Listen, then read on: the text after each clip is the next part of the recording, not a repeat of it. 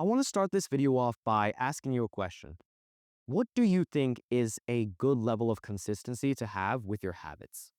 Maybe you'll say 80%, 90%, 95, maybe even 99. Well, I've gone the last approximately 4 months without missing a single habit. Not one, not once. And this is possible. There is no trickery. The habits are not easy. There's quite a lot of them on my tracker. Yet I have not missed one. And I think what I'm allowed to say is going to completely change everything you think you know about consistency and habits. So this is definitely one you're going to want to watch. Okay, I'm going to start right off by showing you this graph. And if you have ever basically lived life, this graph is probably going to look familiar to you, where you'll start off, get really motivated, and then drop back down. And then do really shit for a while, and then get motivated again, be consistent, then drop down, and so on and so forth, right? This has probably happened to you. And this graph is actually what holds the key to understanding everything you need to develop literal consistency superpowers. And I know this because it's worked for everybody, and I mean everybody I've taught it to. Kurt Mell went over 2 months without missing a habit. Alice Cooper also went multiple months without missing any habits. Ian, who started implementing it, went many weeks. I don't even know how many there are. Same with Creek right here. You can see the countless hundreds just stacking up. And of course, me, just like the idea of missing a habit at this point is kind of inconceivable to me. And I want to get you to that point too. So let's go straight into it. If we want to figure and literally solve consistency, we have to break it down to its core principles per se. So first, let's just graph our performance as a function of time. And we get this graph where it's going up and down and up and down and up and down. Now, most people will look at this graph and say, okay, this makes sense. Yes, this accurately reflects my life, probably. What's so special about it? Well, let's go deeper.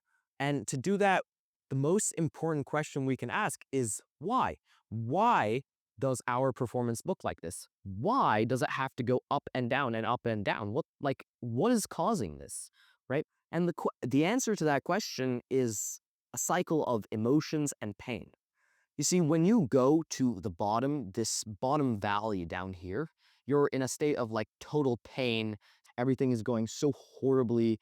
And you reach this point of enough is enough, per se.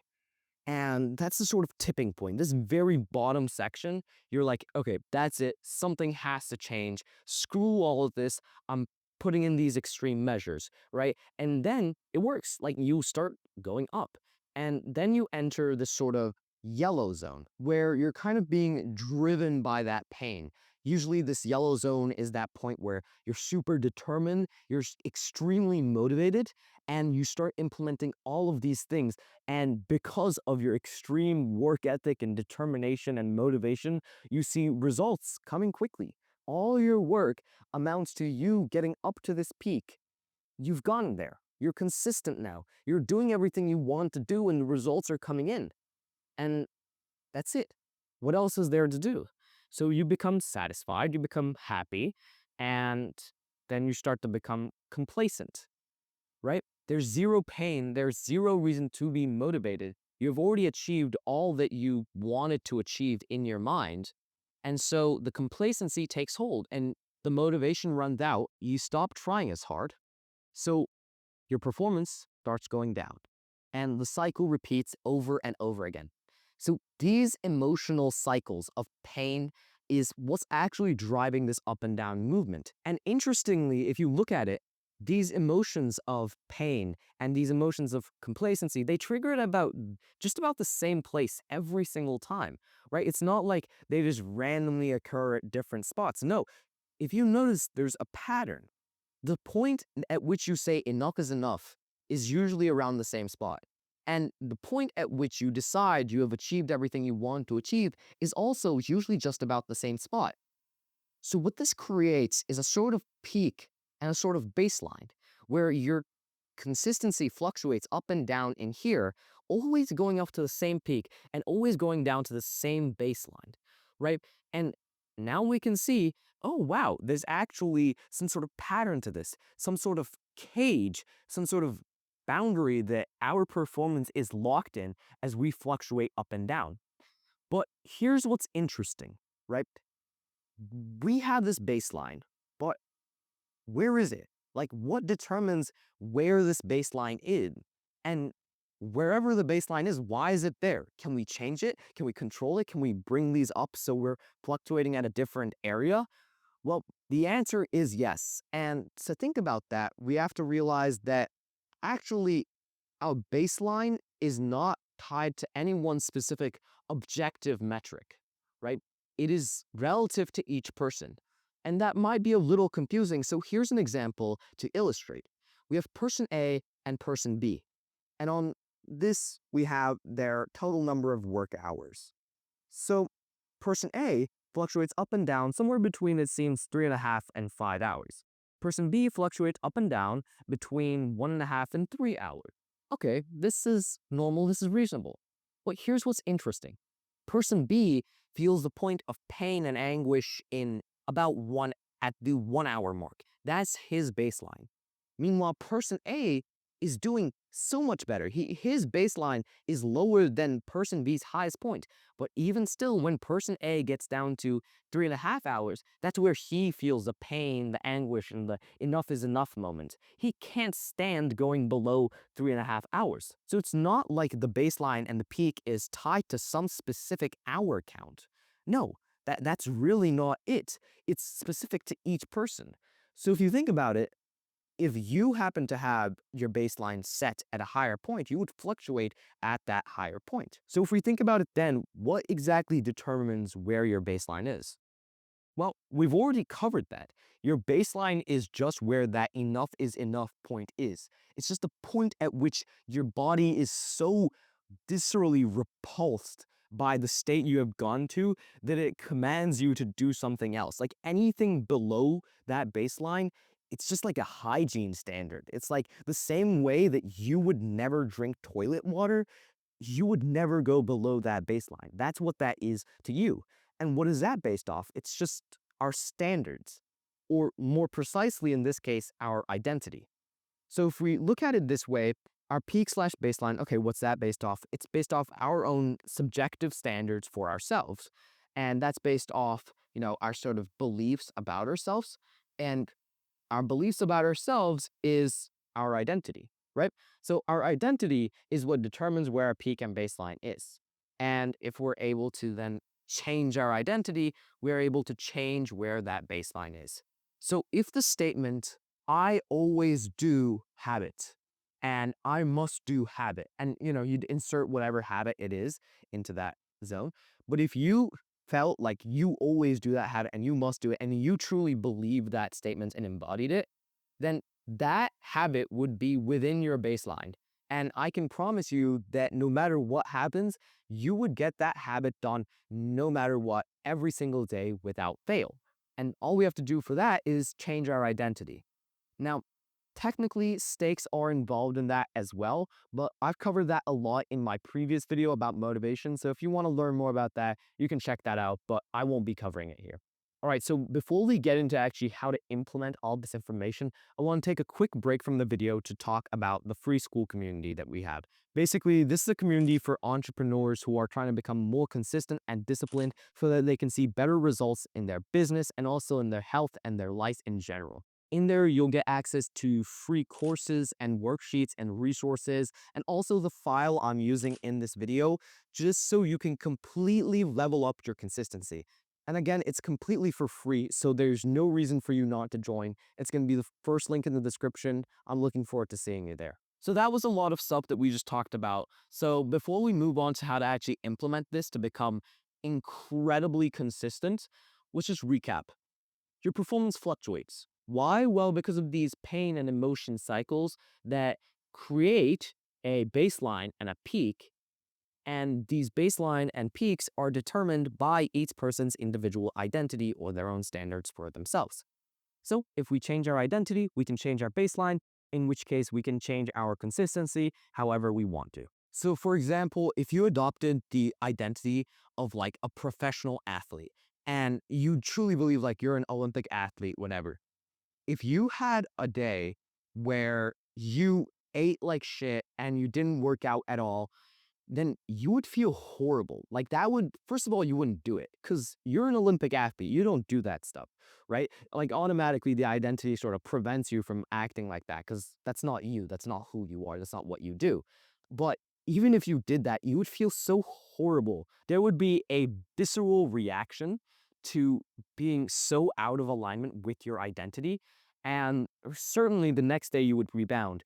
But eating unhealthy and skipping a workout wouldn't even come to your mind as a possibility if you truly viewed yourself as an Olympic athlete, right? So when a habit is actually part of your baseline, it's just viewed as a total and unquestionable must. It just will get done no matter what the circumstance, you will do that habit, right? So 100% consistency is caused by this statement of I always get 100% on my habit tracker. I must get 100% on my habit tracker. That's what causes that, which is an identity.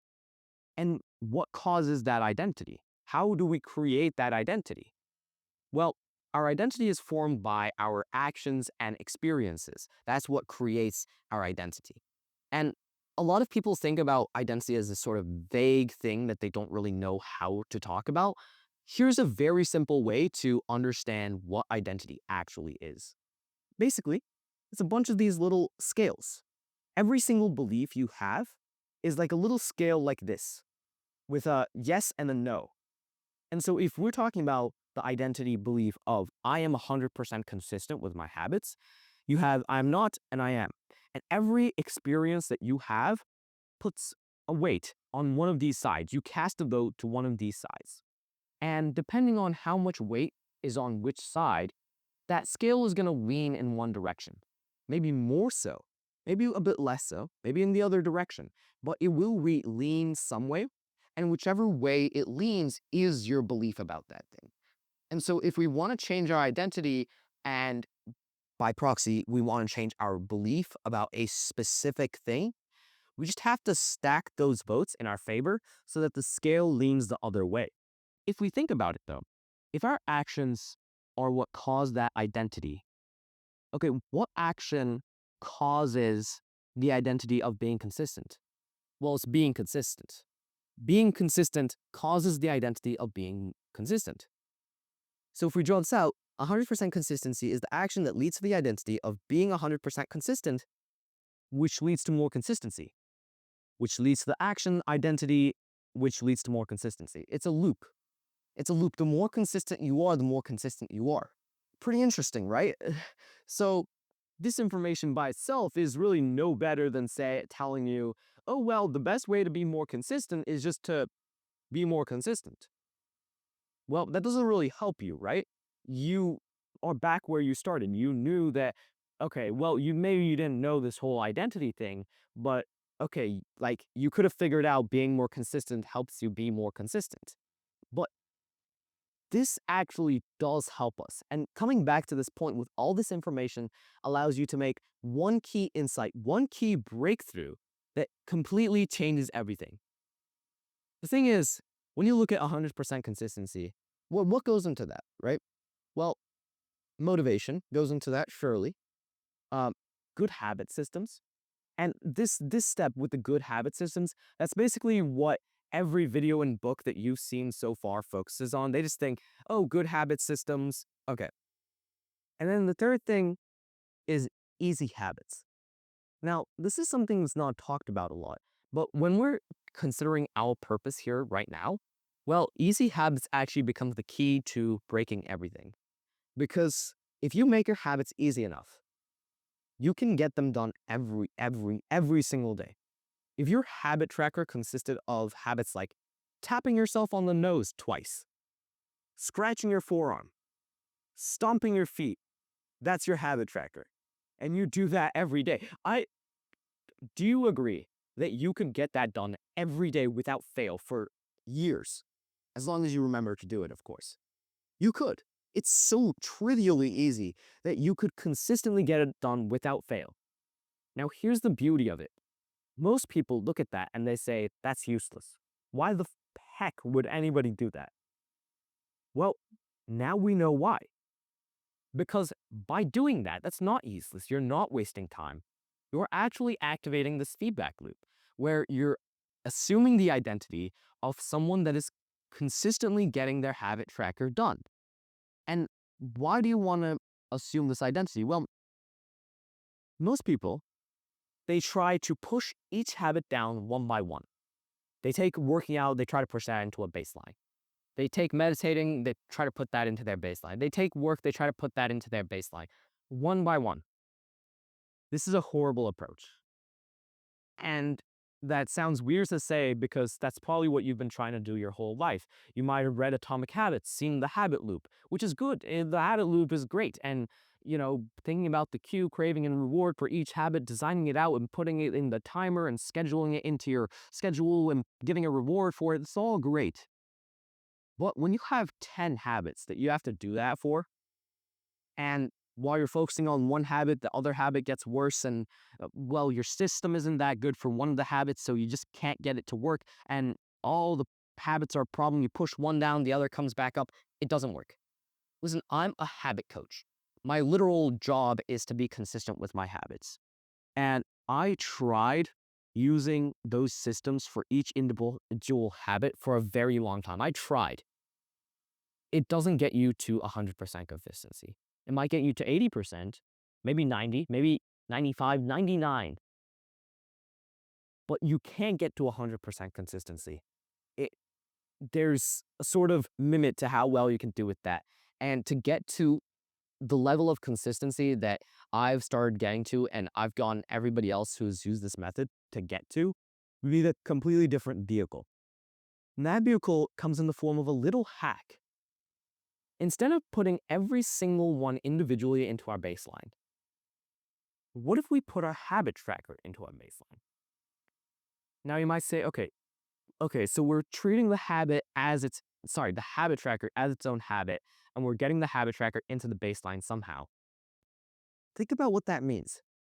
That means that from now on, whatever you put into the habit tracker is automatically in your baseline. Process that for a second.